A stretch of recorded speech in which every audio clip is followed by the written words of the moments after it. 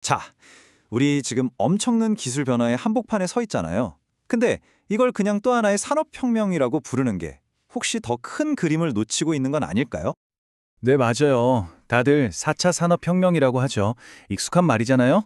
근데 만약에 그 말이 지금 일어나고 있는 변화의 진짜 크기를 오히려 작게 보이게 만드는 거라면요?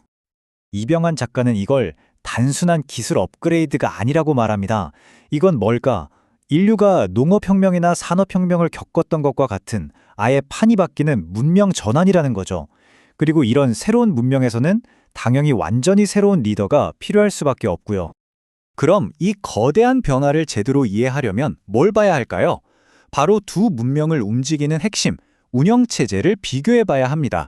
우리가 쓰는 컴퓨터에 윈도우나 맥 OS가 깔려 있듯이 우리 사회를 움직이는 보이지 않는 규칙, 그 권력의 원천이 있다는 이야기예요.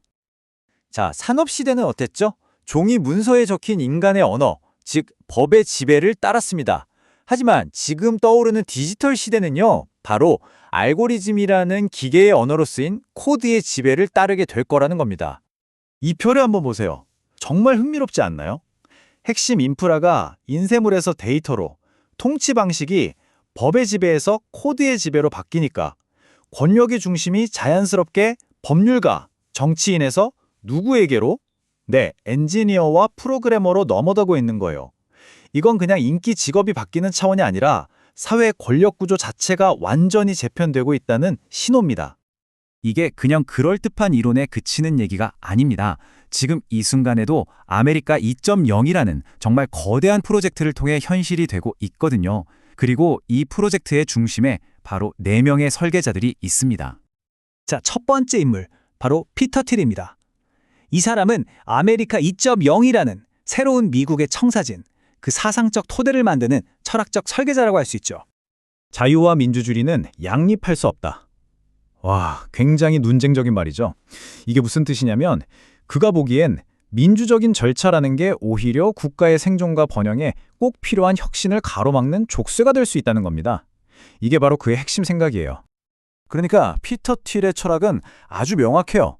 지금 미국과 중국의 경쟁은 그냥 경쟁이 아니라 국가의 생존이 걸린 총력전이라는 겁니다. 이런 비상 상황에서 언제 다수의 합의를 기다리고 있냐는 거죠. 그건 그냥 혁신의 발목을 잡는 일일 뿐이다. 그래서 결론은 소수의 천재들, 즉 창조적 소수가 이끄는 급진적인 혁신이 그 무엇보다 우선되어야 한다는 겁니다. 자, 철학적인 설계도가 나왔으면 이제 뭘 해야 할까요? 실제로 건물을 지어야겠죠? 바로 그 역할을 맡은 인물이 두 번째 설계자, 일론 머스크입니다. 그는 이 새로운 문명을 위한 물리적 그리고 디지털 인프라를 실제로 만들어내고 있는 사람이에요. 그의 목표는 화성 가고 굉장히 거창해 보이잖아요.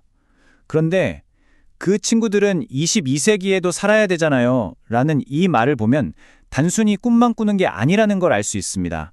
자기 아이들을 포함해서 다음 세대에 대한 아주 깊고 개인적인 책임감이 느껴지죠. 생각해보세요. 테슬라, 스페이스X, 뉴럴링크, 그리고 최근에 인수한 X까지. 이게 다 따로 노는 회사들이 아니라는 겁니다. 하나하나가 인류를 여러 행성에 사는 종족으로 만들고 우주 인터넷망을 까는 이 거대한 미션을 위한 퍼즐 조각들인 거죠. 그러니 이 과정에서 낡은 세상의 규제와 부딪히는 건 어쩌면 너무나 당연한 일일지도 모릅니다. 자, 인프라가 깔렸어요. 그럼 그 위에서 돌아갈 새로운 운영 체제, 즉 사회를 움직이는 새로운 규칙이 필요하겠죠. 바로 이 역할을 맡은 세 번째 설계자가 알렉스 카프인데요. 정말 흥미로운 점은 이 사람이 엔지니어가 아니라 철학자 출신이라는 겁니다. 카프가 세운 회사 팔란티어는 거브테크, 그러니까 거버넌스 기술을 이용해서 이 새로운 운영체제를 만들고 있습니다. 핵심은 이거예요. 인간의 주관적인 판단이나 편견을 배제하고 오직 데이터와 데이터 사이의 관계만을 분석해서 의사결정을 내리는 알고리즘을 만드는 거죠. 쉽게 말해서 산업시대가 헌법과 법률이라는 문서 위에서 돌아갔다면 알렉스 카프는 다가올 디지털 시대를 움직일 소프트웨어를 만들고 있는 겁니다. 문명의 OS를 코딩하고 있는 거죠. 자, 이제 훌륭한 철학도 있고 최첨단 기술이랑 새로운 운영 체제까지 다 준비됐어요.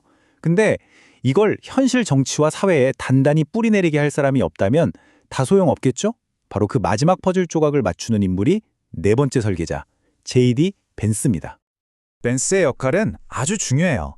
실리콘밸리의 첨단 기술 비전과 전통적인 러스트벨트 노동자 계급의 마음을 연결하는 다리를 놓는 겁니다. 그는 기술만으로는 안 된다고 봐요. 현대사회가 잃어버린 가치와 의미를 신앙과 전통으로 다시 채워야 한다고 주장하죠.